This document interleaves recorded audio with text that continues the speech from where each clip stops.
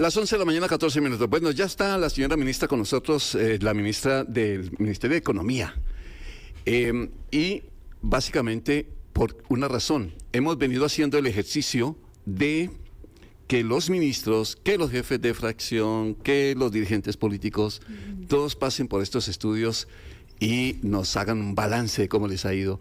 El tremendo reto que tienen por delante en lo que falta todavía de gestión y obviamente las expectativas que tiene como ser funcionario de este gobierno. Doña Patricia Rojas, qué bueno tenerla con nosotros. ¿Cómo me le va? Bienvenida. Muchas gracias por invitarme. Yo he tenido pocos programas, participaciones, porque soy una ministra relativamente nueva. Mi periodo empezó ahora en febrero, a finales de febrero, y entonces aquí hemos estado corriendo con las cosas y poco he tenido para participar con la prensa. Entonces les agradezco muchísimo por la oportunidad, por permitirme hablar de la acción del MEIC desde mi perspectiva y qué es lo que proponemos para el año que... O sea, lleva 3 meses. Sí. Más o menos. Aprendiendo los protocolos, decía el mismo Papa también, que estuvo en conferencia de prensa hace poco con los periodistas hoy y decía que todavía había cosas que se le iban, ¿verdad? Entonces, pues usted ya estaba en el MEIC. Eso le iba a preguntar. ¿Cierto? Sí, efectivamente yo era la viceministra, era la viceministra desde mayo del 22. Pero sí, es muy distinto, muy diferente. El viceministro es un trabajo muy técnico. Todavía, digamos, en el puesto del viceministro no tiene tiempo de sentarse a hacer más cosas manuales, trabajar. Más apoyo operativo. Sí, más sustantivo. Y el trabajo de ministro es solamente dirección. Sí. No tiene uno tiempo de nada. Además, hay mucha parte protocolaria también que debe cumplirse. Y entonces, eso también pues limita el tiempo y hay que dedicarse entonces exclusivamente a la parte de la dirección. A ver, yo quisiera contarles un poquito que el cambio que ha tenido este MEIC de esta administración Chávez Robles, nosotros hemos querido darle un impulso diferente. A veces la gente no entiende muy bien con el nombre del Ministerio de Economía, Industria y Comercio qué es exactamente lo que hace. Y tenemos una ley de creación, pero después de eso tenemos leyes que nos han ido dando las atribuciones o las potestades que es en lo que de verdad se desarrolla el MEIC. Una de esas leyes es la ley de las pymes, ¿verdad? Entonces nosotros somos los rectores de las pymes y tenemos que trabajar en eso, en política pública, para mejorar las condiciones de las pymes, para empoderar a las pymes, para que tengan mayor acceso, para mejorar el ecosistema. Y parte de eso también tiene que ver el convertir al MEIC en el rector de eso, que no había tenido como esa fuerza clara de que es el rector. Y es el encargado de generar política pública para las pymes. Eso lo cambiamos nosotros en este periodo. Se hizo una reestructuración de la dirección que maneja el tema de pymes para tener una unidad exactamente de eso, de política pública y poder asegurarnos que todo el ecosistema que hay, porque hay otro montón de instituciones que ayudan, que participan, que tienen cosas, pero que podamos todos tener claro qué es lo que hay que hacer y ir todos juntos con todos estos aliados estratégicos que nos apoyan para alcanzar los objetivos, pero que todos vayamos juntos en una misma línea. Eso lo hemos venido haciendo.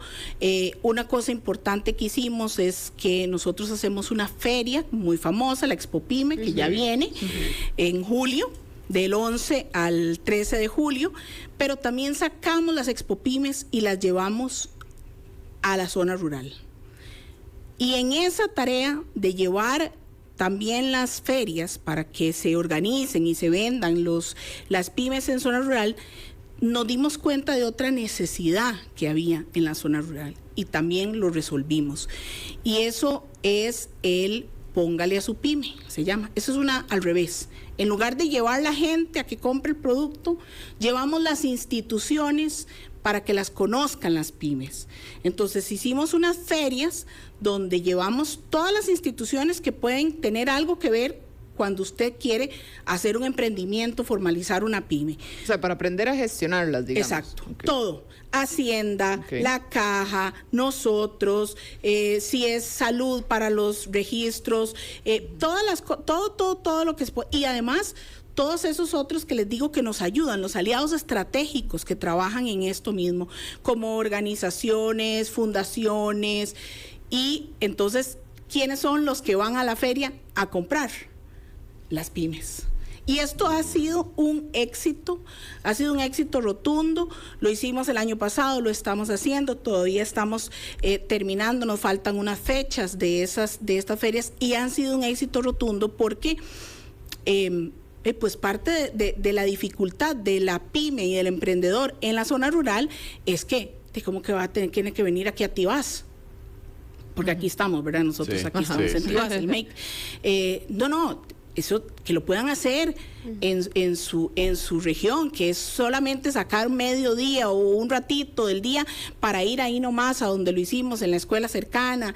Y entonces eso es el hacer nuestro trabajo. Porque como les dije al principio, tenemos una ley que nos convierte a nosotros en los rectores de las pymes. Y en eso hemos tratado de fortalecernos.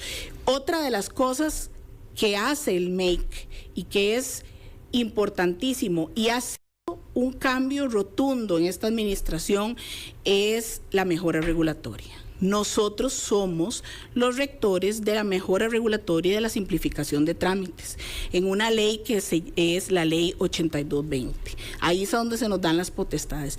Y ahí nosotros nos hemos encargado. Y en esta administración se han quitado 168 cuellos de botella. Trámites innecesarios o trámites muy largos. O repetidos. Hemos simplificado 168 cuellos de botella y seguimos. Ahora para este año tenemos 26 y además de eso nos dimos a la tarea de poner en orden el catálogo nacional de trámites. Eso tampoco la gente lo conoce, pero esa misma ley dice que todos los trámites que usted le pidan en cualquier institución tienen que estar publicados y la gente puede saber qué es lo que tiene que hacer. Si usted no tiene un trámite publicado debidamente en el Catálogo Nacional de Trámites, la institución no debería de poderlo hacer. Y eso nos hemos dado la tarea de asegurarnos y ponerlo al día. Y esto ha sido un trabajo de esta administración. Hay una directriz del presidente para que las instituciones lo hicieran. Y eso ha sido un cambio importantísimo, un trabajo tremendo para las instituciones, pero lo estamos haciendo y todavía vamos a continuar y hacerlo, ojalá, en el 100%.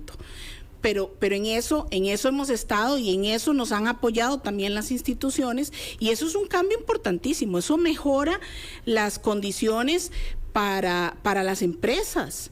A veces son trámites increíbles y cosas que usted dice, puchis, pero es que cómo es que yo necesito esperarme 22 días para que me salga una cosa que solo es una partecita de mi producto, de mi producción, no es el fin, ¿verdad? Entonces, en esto hemos trabajado muy duro y como les digo, vamos a seguir. Ahora estamos trabajando en una propuesta para hacer un análisis de las regulaciones después. Nosotros tenemos un sistema que hace todo el análisis de las regulaciones previa, que se llama el control previo. Entonces, todas las instituciones que quieren hacer un trámite deben de pasar por el MAKE y el MAKE le dice sí lo puede hacer o no lo puede hacer. Ahora estamos trabajando para hacerlo después. Entonces revisamos después. Eso que hacemos ahora es revisar antes.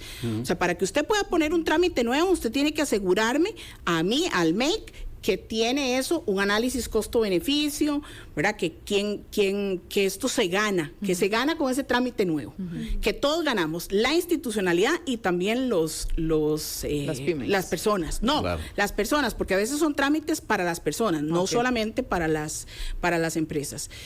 Eso ya lo tenemos, ya lo hacemos, pero vamos a hacer ahora el trámite después. Ok, ya usted lo hizo, ya usted me dijo que iba bien, pero ahora probemos, veamos a ver si efectivamente ese trámite está cumpliendo y está haciendo lo que tiene que hacer, ¿verdad? Porque si no, hay que quitarlo. Si no cumple el objetivo, hay que quitarlo. Entonces, estamos trabajando en eso. Probablemente para esto no nos vaya a dar tiempo de verlo en esta administración, pero quiero citar a un compañero ministro que siempre dice que esto es de sembrar y cosechar. No todo lo podemos cosechar, pero hay que ser responsables con sembrar. Sí, probablemente no voy a ser yo la que vaya a poder cosechar estas cosas porque la administración está pronta a acabarse, pero eso no quiere decir que tenemos esa responsabilidad de trabajar porque el gobierno es continuo. Y sí, yo me voy, pero el ministerio se queda y el ministerio con sus obligaciones se queda y entonces tenemos que seguir sembrando, aunque no vayamos a verlo nosotros cosechar, ¿verdad? Señora ministra, yo sé que tiene un montón de cosas porque el ministerio es muy grande. Yo me puse a anotar varias cosas. Eso de ser rector de los pymes me llamó mucho la atención porque no sabía que eso venía a la libre. Es decir, que había necesidad de una rectoría. Yo creí que uno emprendía y a la de Dios, ¿verdad? A ver qué pasaba. Supongo que eso funcionaba así en su momento. Ahora, la pregunta es, en este caso, ¿de qué ha servido? A ver si hay un balance, porque incluso aquí mismo, en esta misma mesa, se hablaba de lo efímeras que son las pymes, es decir, de la poca vida que tienen. Su vida es muy corta, lo hablamos en esta misma edición de En Contexto. Correcto. El hecho de que esté un ente rector vigilándolas, ayudándolas, empujándolas, ¿de qué ha servido? ¿Hay una vida más larga de ellas o la gente se ha entusiasmado más en emprender? ¿De qué ha servido? Esa es mi pregunta. A ver, sí tenemos un crecimiento en las pymes y siempre tenemos ese problema. Ese indicador. ¿Verdad? Ese indicador siempre se da que ellas tienen una vida muy corta. Y hay un punto de la curva, digamos, de progreso donde se quedan.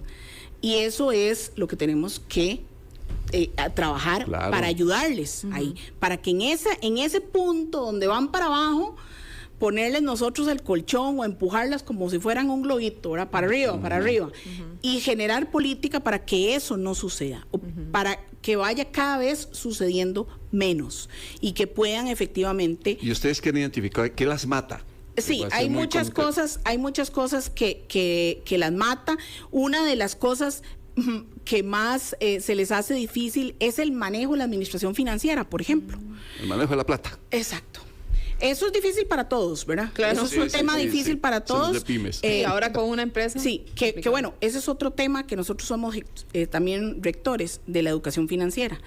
Pero en el caso de las pymes, nosotros nos hemos enfocado en buscar capacitaciones, en tener como todo el panorama de quiénes pueden dar esas capacitaciones y quiénes las dan para un sector, para otro, en una zona y en otra, y poder canalizar con todos esos aliados estratégicos que tenemos, porque hay universidades, fundaciones que están en eso, y entonces tratar de enfocarnos hacia eso. Con el INA, ahora acabamos de sacar un curso precisamente en mejorar el tema de la educación financiera enfocado en las pymes. Okay. Entonces, el INA tiene un curso dentro de uno de sus programas para mejorar esto. Y así vamos, ahí tenemos que ir, seguimos trabajando en esto. Sí tenemos más pymes, sí vamos, sí continúa el crecimiento es constante,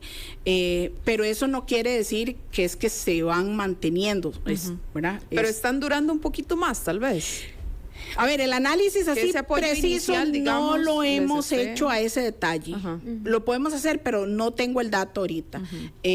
Pero sí tenemos más cantidad. Eso quiere decir que hemos mejorado el ambiente de negocios.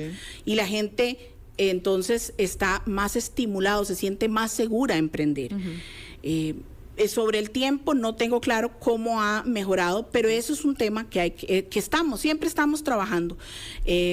Sí, el tema del crédito, por ejemplo, el tema del crédito es uno de los temas más complicados para las pymes. ¿Por qué?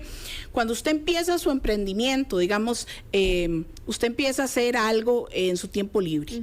Y empieza a hacer y empieza a ver que es bueno, pero llega un momento en que usted dice, bueno, ajá, ¿cómo hago para ya echarme al agua? Ajá. A veces ese echarme al agua es que necesita un crédito, necesita comprar maquinaria porque ya no le alcanza, capital de trabajo, y entonces ahí es un tema importante, el acceso al crédito. Nosotros desde Sistema para Banca del Desarrollo, donde yo soy también la presidenta del Consejo Rector, y eso es enfocado en apoyar a las pymes. Durante esta administración, nosotros hemos aumentado en 80% la cantidad de beneficiarios. De banca. De banca. Okay. Y el 64% de las colocaciones. Todo eso se ha hecho en estos 3 años y seguimos. Eso es que nos hemos concentrado en que de verdad que esa plata se coloque en lo que tiene que colocarse, claro, y que le llegue a las pymes. Sí, eso de poder empezar, por ejemplo, es en el capital semilla, en darles avales, porque a veces los bancos no les prestan plata porque... No, pues, ¿qué tiene usted para poner de respaldo? Sí, ¿de qué? Calidad. También somos los rectores del Sistema Nacional Además, para la Calidad. No, es que no nos va a dar una hora. No. Nos da por la cantidad de trabajo. Así es. O sea, es demasiado. Porque el ministro de Seguridad, bueno, es seguridad, pero el ministro de Economía, estamos hablando de economía, estamos hablando de pymes, estamos hablando del control de la calidad y de algo que a mí me asalta como pregunta, señora ministra, doña Patricia Rojas, invitada hoy a En Contexto, de una queja que yo no sé en qué momento el país podría agarrar ese toro por los cuernos y decir, vamos a ver qué hacemos. Es que el país es muy caro. Entonces, obviamente que hay una queja permanente si usted va a comprar, los turistas se quejan de que llegan aquí muy caro. Eso es una queja generalizada, ustedes la conocen suficientemente. Pero la pregunta es, ¿hay algún momento en el que eso se va a poder manejar de verdad? ¿O estamos resignados a que es que así es? Así es caro, porque como libre competencia, entonces la gente cobra lo que se le viene, pero nadie controla. ¿O cómo? ¿Cómo se haría? ¿Cómo lo ha pensado que se puede hacer? No lo he pensado, lo estamos haciendo. Ya estamos trabajando en eso. A ver, el mercado libre, teóricamente, es lo ideal, donde haya competencia, entonces claro, libre, y entonces los precios se acomodan, ¿cierto? Pero es que no todos los mercados son completamente libres, o no todos los mercados son completamente perfectos. Entonces, ahí tenemos que ir identificando cuáles son los mercados que por sus condiciones no pueden dejarse a la libre, porque hay asimetrías o porque hay barreras de acceso o porque hay condiciones que no lo permiten simplemente. Y ya sobre eso nosotros hicimos una acción clara y contundente y estamos en eso que es el tema de los medicamentos.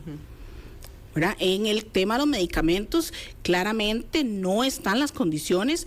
Hay competencia porque hay competencia, en eso sí. Hay competencia, digamos, en el tema de que hay suficientes farmacias y hay muchos productos, pero hay otras cosas que hacen que el mercado no, que se necesita la intervención del Estado.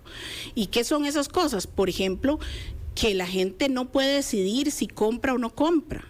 Por ejemplo, si usted va a la pulpería a comprar y se encuentra que las tortillas están muy caras, dice, no, la verdad es que voy a comer pan. Pasa nada. Fin. Compra pan y no compra tortillas. Pero usted no puede ir a la farmacia y decir, ay, qué torta, el medicamento a la presión está muy caro y me llevo el de la diabetes. No puede.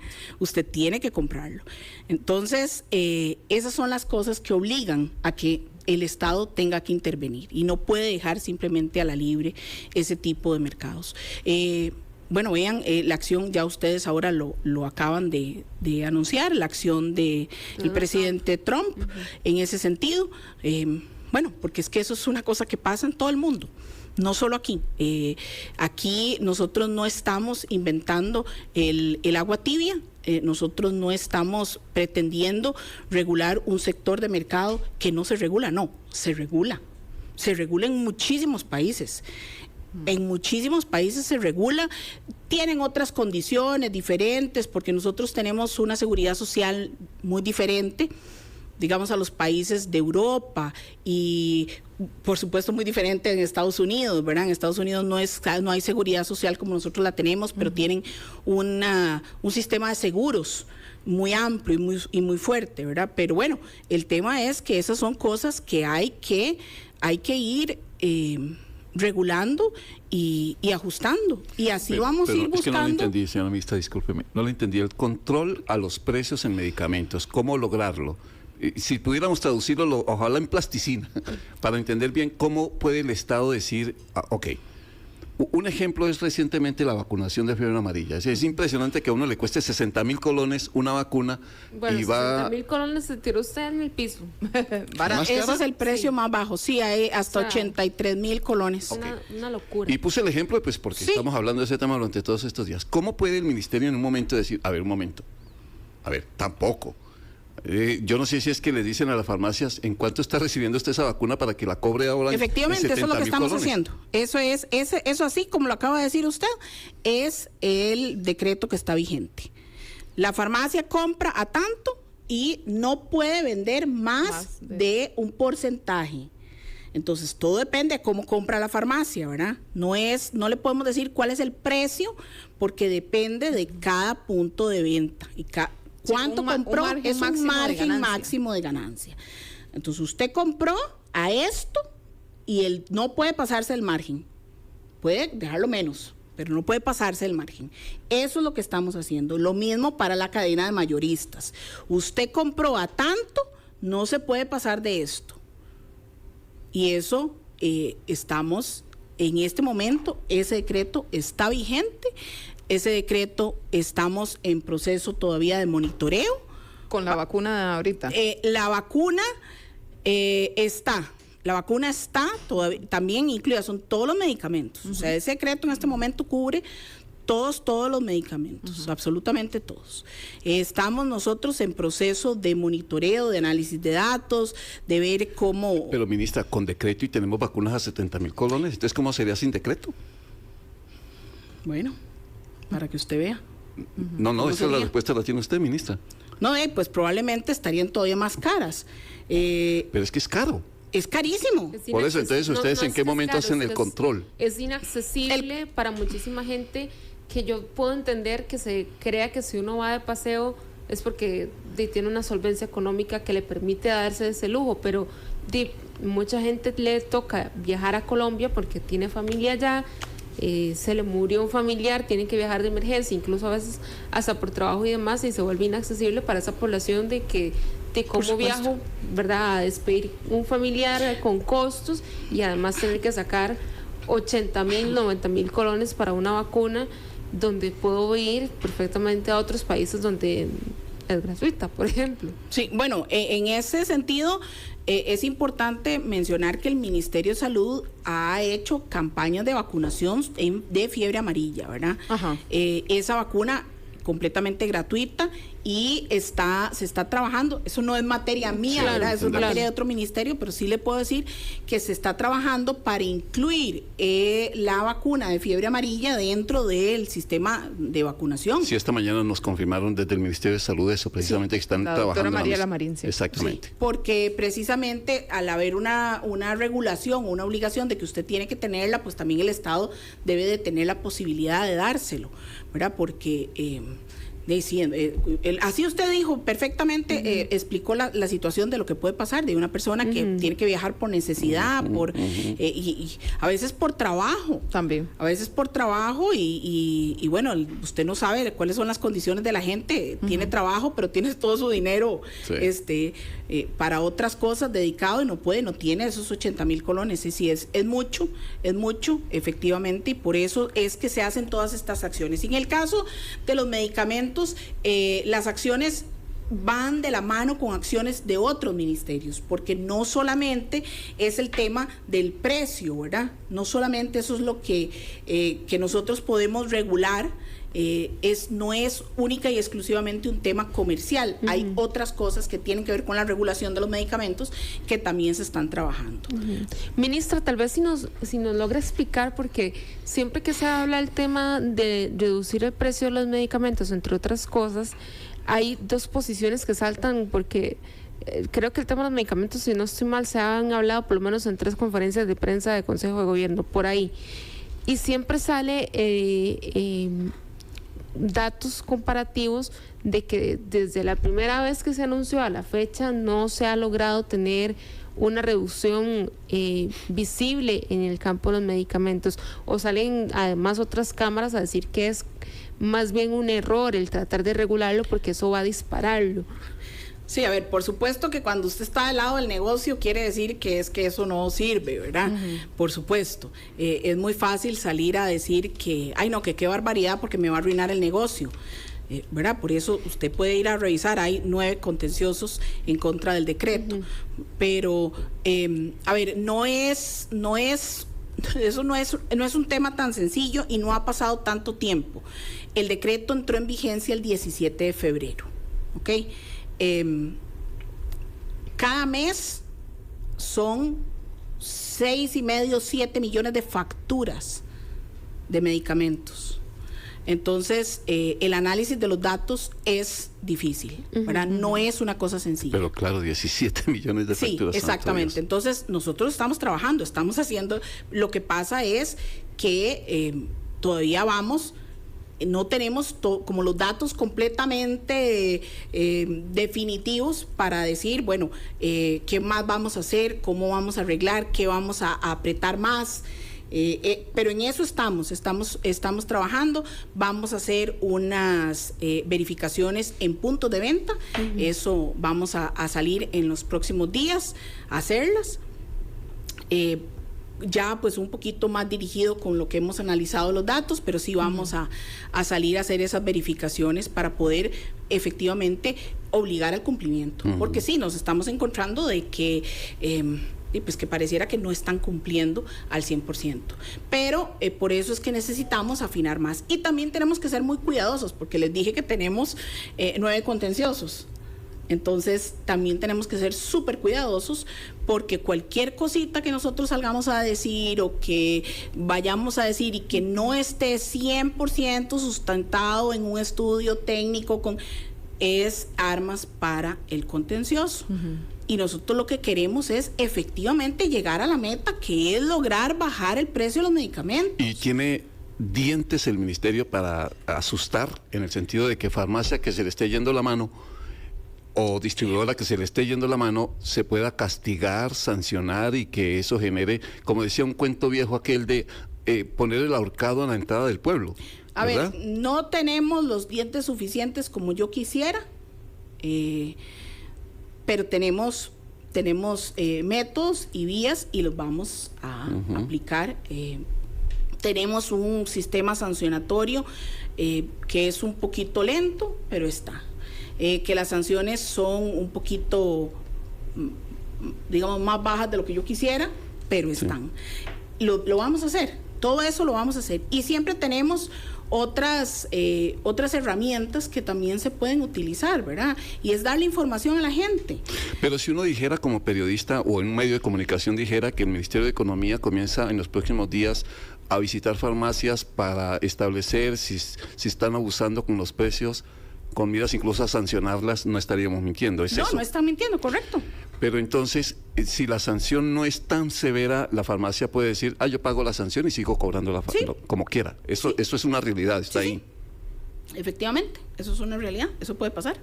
¿Qué tiene que cambiar?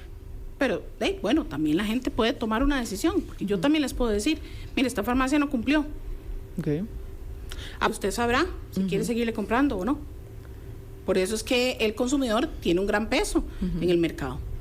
Y por eso es importante que el consumidor esté informado y que tome decisiones de mercado informadas. Sí, que el consumidor sepa que ahí están abusando de él. Exactamente. En realidad, la simetría, cuando se habla de la simetría en el mercado, es que el consumidor es más pequeñito que la empresa, que el proveedor. Pero el consumidor, si tiene todo, es más grande, porque son 5 millones de consumidores, o más, porque los turistas también consumen aquí. Entonces, ¿qué es lo que tenemos que asegurarnos? Que ese consumidor tenga poder y pueda ejercer sus derechos, estar informado y decidir si compra o no compra. Porque es que la plata con la que usted compra es igual de buena en cualquier negocio. Y o sea, ese poder del consumidor, y uno a veces uno lo ejerce. Usted a veces va a un restaurante y lo tratan feo y dicen, ya aquí no vuelvo. Sí, pero con una aspirina no se puede. Siempre hay alguien. Sí se puede, un poquito sí se puede. Tal vez con la aspirina no, pero usted puede con la farmacia en la que compra. Usted puede con, por ejemplo, el médico que lo trata, ¿verdad? Esas son cosas que uno sí puede. Usted puede decir, no, la verdad es que a mí este doctor no me gustó, yo voy donde otro. Bueno, no todo el mundo tiene esa posibilidad de decidir sobre el médico, pero sí hay maneras de que el consumidor pueda estar empoderado y tomar una decisión. Y nosotros en el ministerio, para seguir con las rectorías, somos el Ministerio de los Consumidores. Y tenemos una dirección de apoyo al consumidor. Y hacemos verificaciones, hacemos fiscalizaciones para asegurarnos que los derechos de los consumidores se cumplan. Y tenemos además una oficina o una unidad de defensa al consumidor. Y eso es una comisión, se llama la Comisión Nacional del Consumidor, que es una descentralizada, donde se reciben las denuncias y se tramitan gratis. Ahí no hay ningún costo para el consumidor. ¿Cómo cuántas al año hacen? Como, a ver, de 4,000 más o menos. Podrían ser un poquito más. Ahora me quedé pensando porque acabamos de pasar un procedimiento nuevo. Tenemos un procedimiento especial que, bueno, que valga la oportunidad para mencionarlo, se hizo en esta administración. El proyecto era de una administración anterior, lo había presentado en su momento, que ahora es ministra, la diputada, en ese momento era la diputada Yoleni León, y ahora es la ministra de Limas. Exacto. Nosotros identificamos que ese era un proyecto bueno y le dimos seguimiento. El proyecto se hizo y eso nos permitió cambiar el procedimiento. Entonces, ahora estamos con un crecimiento en las resoluciones porque tenemos un proceso más sencillo, más ágil, y nos ha permitido, con la misma capacidad instalada que teníamos, resolver más. Entonces, necesitamos un poquito más de tiempo para saber efectivamente cuánto es lo que estamos o tenemos capacidad, y vamos hacia eso, a seguir mejorando. También esto es gratis, vean, es importante que la gente sepa. ¿Y en qué áreas? Todo lo que sea consumidor. Usted como consumidor tiene un problema con un proveedor y usted puede ir a poner la denuncia ante el MEI. ¿Pero cuáles atienden más? Garantías. Garantías atendemos mucho, sí. O digamos que la gente paga y no le dan el servicio que recibe. Eso hay muchísimo. Que yo compré o pagué por un mueble de cocina y no me lo entregaron. O me entregaron la mitad y no me devolvieron el dinero. Hay mucho con electrodomésticos, por ejemplo, también. Pero es de todo. O sea, cualquier cosa que el consumidor tenga una situación, puede ir a la comisión y esas denuncias son gratis, se hacen 24 horas, se hacen en línea desde cualquier teléfono. Si nosotros hacemos siempre una valoración inicial, y si nosotros vemos que no es exactamente ahí o que no es exactamente, le damos dirección al consumidor y le decimos, vea, esto que usted me trajo aquí no es materia del MEIC, esto tiene que llevarlo a el ARECEP, porque es de servicios públicos. Entonces lo trasladamos directamente. No hacemos a la persona ir a decirle no puede, tiene que ir allá. No, nosotros le trasladamos. Ministra, en vista de que lo primero, creo yo, que usted nos dijo es la excesiva carga que tiene el ministerio, ¿verdad?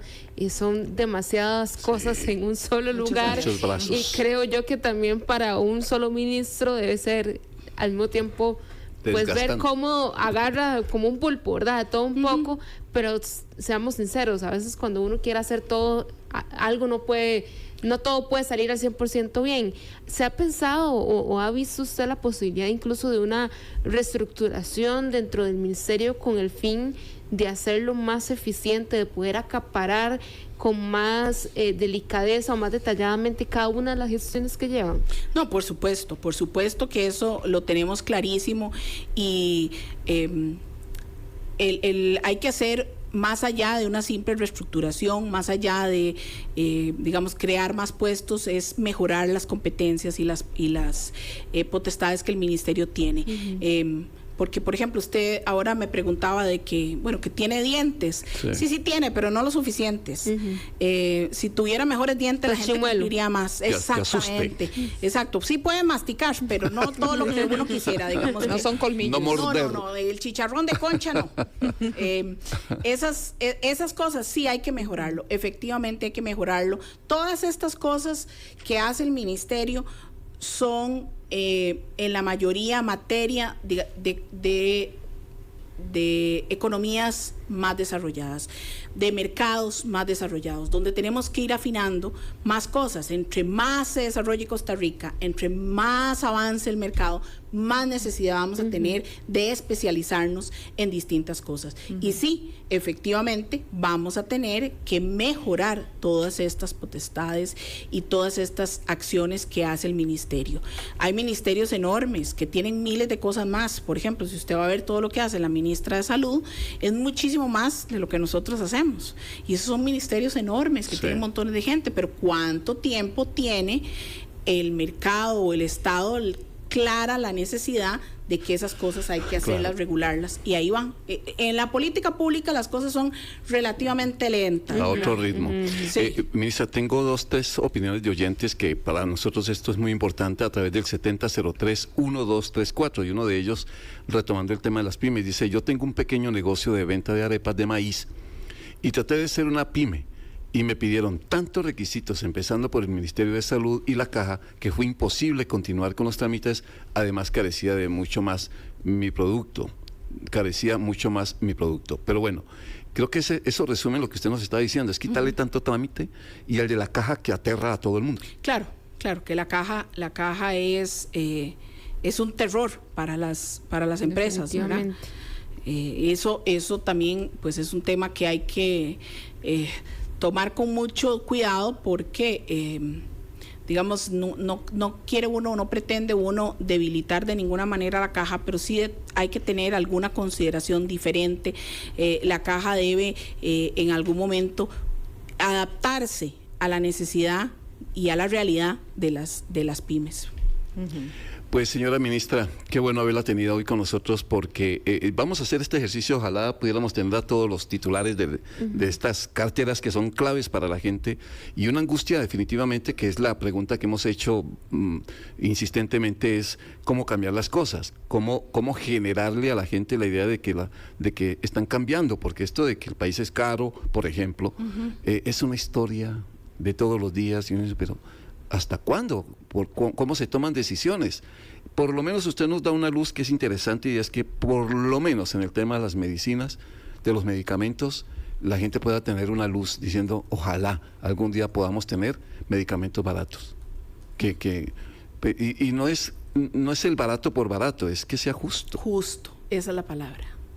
Justo. Sí, es que esto de las vacunas tan caras es porque dicen: ajá, les hace falta, entonces a 70. Y si el ministerio no las pone, a 80. Y si no aparece en MEIC, a 90. Así de fácil. Ministra, gracias de verdad por haber venido. Muchas gracias por invitarme. Muy amable, gracias. Sí. Y que le vaya muy bien en lo que queda. ¿Ya cuánto queda de gobierno, de hecho? Menos de un año. Menos de un año ya, sí. Mucha suerte. Mucha suerte, que le vaya muy bien. Muchas gracias.